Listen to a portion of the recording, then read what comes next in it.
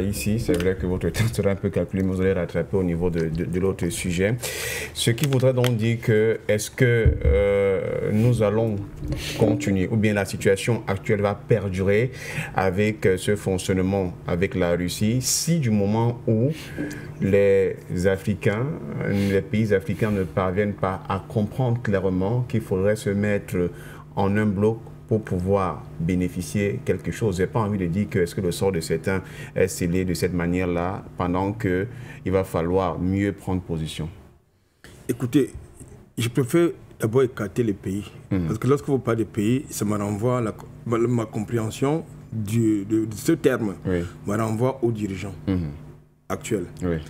Je préfère qu'on parle des peuples, des peuples africains. Les peuples africains, pour la plupart, veulent passer à autre chose. Faites une enquête d'opinion. Tout à l'heure, après l'émission, dans la rue, beaucoup on vous dit qu'il faut sortir du franc CFA, il faut sortir de la France-Afrique. Parce que dans le contexte francophone, c'est la France-Afrique. C'est l'OIF, l'Organisation internationale de la francophonie, c'est l'Agence française de développement, entre autres. Donc, c'est ce système-là qui pose problème. Il faut donc... je ne suis pas un afro-pessimiste. Parce que la question que vous me posez tend à me renvoyer à l'afro-pessimisme, non. C'est une dynamique qui est irréversible. Ça, au moins, nous sommes d'accord là-dessus. C'est une dynamique qui est irréversible. Une légère parenthèse, hier, j'ai suivi le nouveau président ghanéen demander il a été reçu par M. Ouattara, et à qui on a donné la mission de convaincre les dirigeants de là et de retourner dans un marché qui ne marche pas. Vous pensez que c'est faisable? C'est encore possible que là, elle fasse marche arrière pour rentrer dans un marché qui ne marche pas et qui n'a jamais marché? Nous sommes dans une dynamique qui est irréversible. Et quand on dit dynamique, ça veut dire que c'est un processus. Si c'est un processus, ça veut dire que jusqu'à ce qu'on ait un bon leadership, parce que le problème du continent africain, c'est le leadership. Jusqu'à ce qu'on ait un bon leadership, eh bien, si nous avons un bon leadership, nous ne serons plus confrontés à des, j'ai envie de dire, à des problématiques que vous mettez en évidence. C'est-à-dire, il y en a qui sont pro-français, pro-américains, pro-suisse, pro-belge. Non, ce n'est pas ça le continent. Ce n'est pas ça dont les peuples africains ont besoin. Les peuples africains rêvent d'une Afrique unifiée du nord au sud, de l'est à l'ouest. Où toutes ces frontières coloniales vont tomber et que ces mêmes peuples vont pouvoir circuler entre eux. Parce qu'aller dans n'importe quel pays au monde, quand vous êtes à l'extrême nord du pays, pour aller par exemple au Nigeria, c'est le même peuple que vous retrouvez de ce côté. Quand vous êtes au sud du Cameroun, pour aller au Gabon, ou bien en Guinée équatoriale, c'est le même peuple. Quand vous êtes du côté du Niger, pour aller au Nigeria, c'est le même peuple. Quand vous partez du Tchad pour aller au Niger, c'est le même peuple.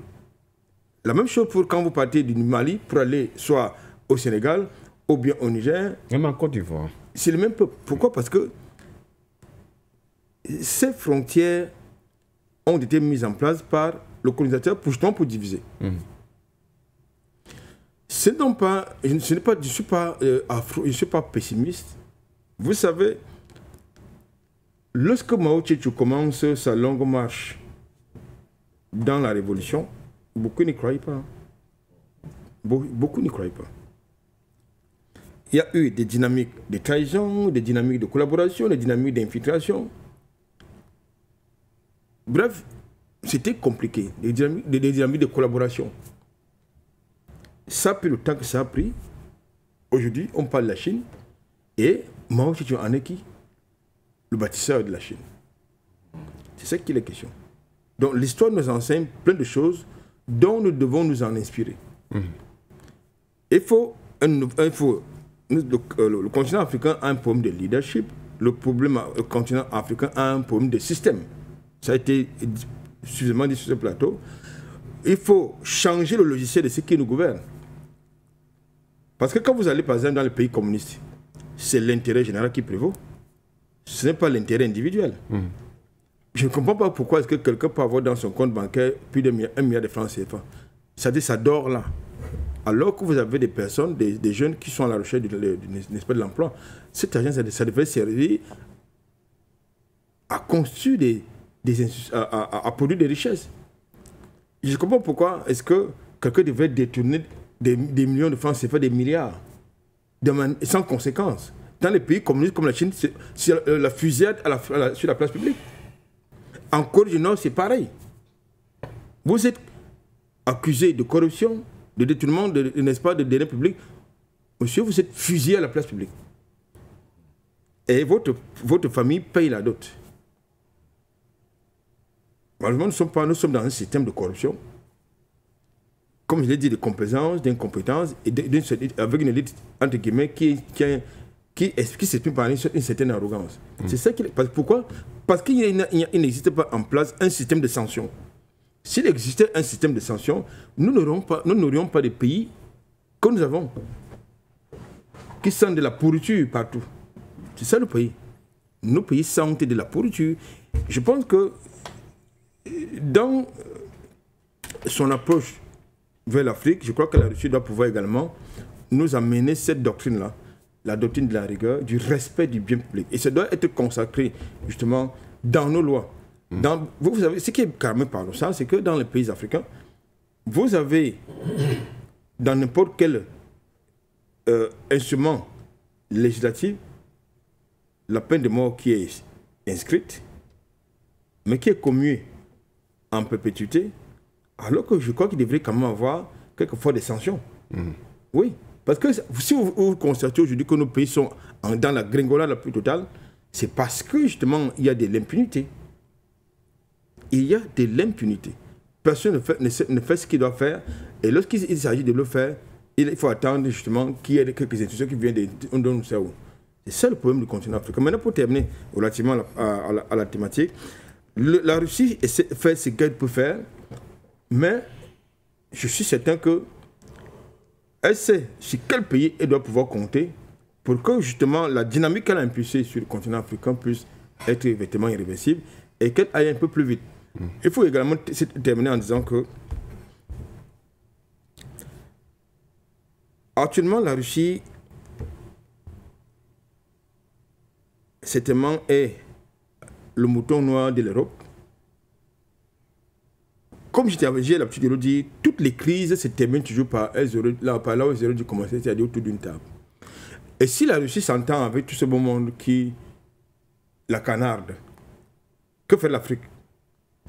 Et que la Russie décide de quitter le continent africain, de l'abandonner. Que deviendrait l'Afrique? Que deviendront les Africains? Raison pour laquelle donc, il faut que les Africains, je parle des masses populaires, prennent leur destin en main, un peu comme les populations de l'Est l'ont fait. Si aujourd'hui, nous citons un exemple, les dirigeants de l'Est, c'est parce qu'ils ont derrière eux le peuple, les populations, qui les soutiennent. Il n'existe aucune révolution qui n'est pas le sacrifice. La dynamique qui est en place exige des sacrifices. Beaucoup de sacrifices. Et il faut il faut tout simplement y croire. Il faut s'armer de détermination. Il faut s'armer de foi. Et je crois que c'est important. Le travail que nous faisons chaque matin va dans ce sens.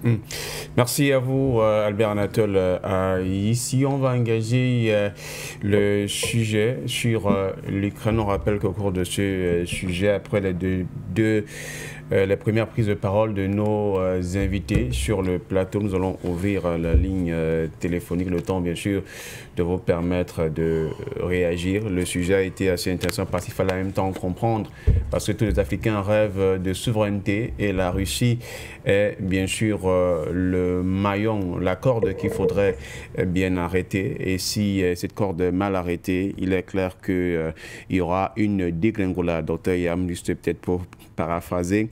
disait tout à l'heure qu'il est déjà tombé, il est déjà au sol à cause du franc CFA. Donc, vous devez comprendre un peu pourquoi. Alors, Donald Trump a ordonné la suspension de l'aide militaire américaine à l'Ukraine. Cette aide militaire-là est bien sûr l'une des plus grandes choses qui permettait à ce pays, qui sert notamment de pays tampon pour ceux qui voulaient l'utiliser afin de déstabiliser l'Ukraine. Est donc dans une posture pas assez forte, même si il y a des promesses qui sont faites par le Royaume-Uni et la France. Quelle peut être la situation à l'heure actuelle où le président américain a fait donc cette instruction jusqu'à ce que Kiev se montre ouverte au niveau des négociations? Dr Yam, avant de vous poser la question, du moins c'est un élément qui vous servira pour votre analyse. Il faut dire que selon un de nos confrères du côté, bien sûr, de la Maison-Blanche, pour l'Ukraine, cela revient à bloquer une artère majeure qui la maintient en vie. La dernière fois que cela s'est produit en raison de désaccords politiques au sein du Congrès américain, le président Zelensky a déclaré que l'Ukraine avait perdu des vies et des territoires directement en conséquence. Voilà. Suspension de l'aide américaine à l'Ukraine. À quoi peut-on s'attendre? Non, à quoi aimerions... Qu'est-ce que nous aimerions avoir comme conséquence? Voilà. Ce qui est intéressant, c'est que ce que nous voudrions avoir comme conséquence, c'est que la guerre s'arrête. Qu'il n'y ait plus ce conflit qui... pour l'Ukraine, je ne comprends même pas comment l'Ukraine... enfin, parfois nos amis européens ont des... Comment on dit ça? Ils ont prennent des décisions qui sont, je ne sais pas si c'est contre nature qu'il faudrait dire, ou qui sont totalement inconséquentes. Comment pouvait-il imaginer que l'Ukraine allait battre la Russie? Vous faites la guerre contre quelqu'un, contre un pays qui ne vous veut au fond pas de mal, qui vous demande simplement d'être en paix avec vous. La Russie n'a jamais eu une attitude belliqueuse envers l'Ukraine. La Russie a toujours essayé d'être en paix avec l'Ukraine. Et vous regardez des pays comme le Royaume-Uni qui disent « ouais, on va faire ci, on va faire ça » et qui s'en vont se créer des problèmes inutiles, même avec leur propre allié américain, en allant signer un contrat sur les minerais pour 100 ans avec l'Ukraine. Et ils disent « oui, à l'Ukraine, on va vous donner l'équivalent de 3 milliards d'euros chaque année ». Vous allez leur donner l'équivalent de 3 milliards d'euros et puis quoi? Comment vous allez faire la guerre? La France qui est là s'embrouille, raconte tout et n'importe quoi,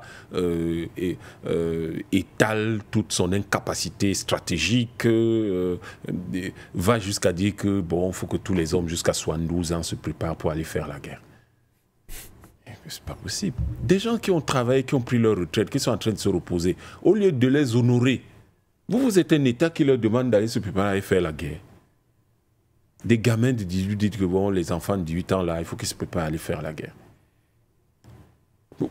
Pendant que le reste du monde, quand vous allez en Asie, les gens sont en train de penser à comment ils vont construire des infrastructures extraordinaires, ils vont fabriquer des choses exceptionnelles, ils vont trouver les solutions aux problèmes de la vie de leurs concitoyens, ils imaginent même comment ils vont aider d'autres peuples, comment ils vont travailler avec d'autres peuples pour profiter des opportunités d'affaires qu'il y a chez ces peuples-là, à travers des programmes comme la ceinture et la route. Vous êtes là, vous parlez de guerre dans des pays qui vivent au 19e siècle. C'est-à-dire que quand vous comparez l'Europe à la Chine aujourd'hui ou l'Europe à la Russie aujourd'hui, vous êtes étonné. Vous avez la Russie qui vient d'achever 1500 km d'autoroute, 1500, de Moscou à Vladivostok. Ça n'existe pas, l'équivalent en Europe de l'Ouest. Ça n'existe pas.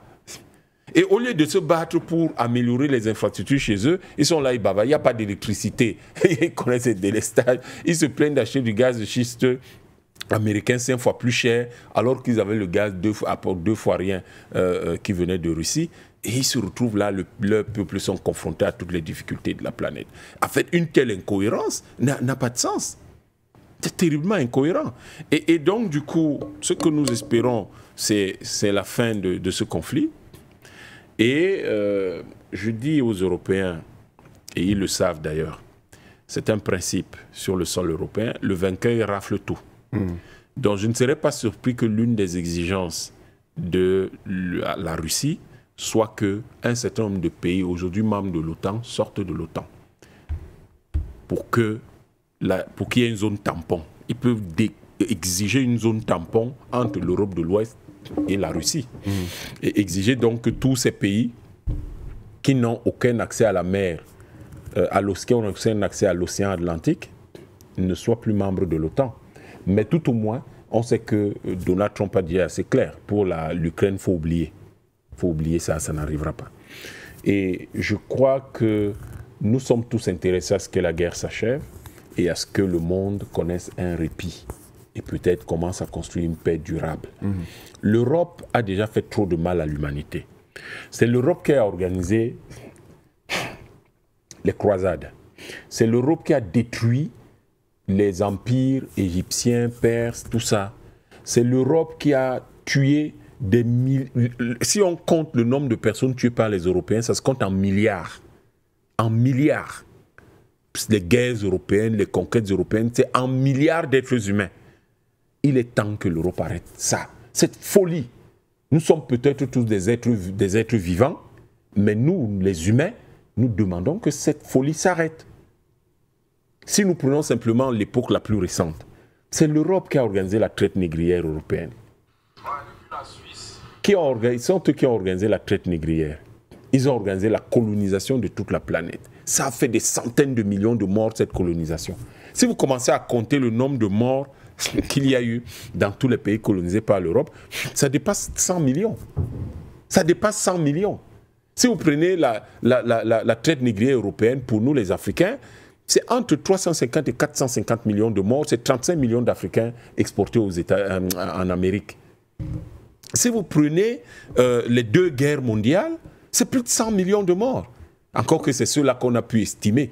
Personne ne sait combien de gens sont morts exactement. C'est plus de 100 millions de morts. Mais l'Europe ne peut pas continuer à mener le monde entier en bateau. Ils ne peuvent pas continuer ça. Qu'ils arrêtent un peu avec cet enfantillage qui consiste à vouloir sortir le couteau chaque fois qu'on n'est pas d'accord sur 2 ou 3 choses. Et à vouloir imposer aux autres leur présence chez eux. Si vous dites aux Européens que vous ne voulez pas les voir chez vous, ils vous sortent le couteau. Comment dire que non? Pourquoi? Vous n'avez pas le droit de les empêcher d'être chez vous. Mais vous n'avez pas le droit d'aller chez eux.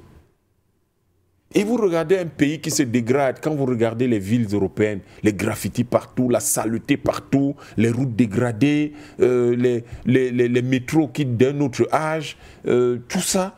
Moi, je ne sais même pas comment les gens font pour apprécier ce continent qui est de plus en plus distancé par l'Asie de manière générale. Vous prenez le Moyen-Orient, vous prenez l'Asie, la Moyenne-Asie et l'Extrême-Orient là-bas. Vous avez l'impression que l'Europe, c'est de plus en plus distancé. Au lieu de se concentrer à se reconstruire. Et c'est ça que Trump veut faire.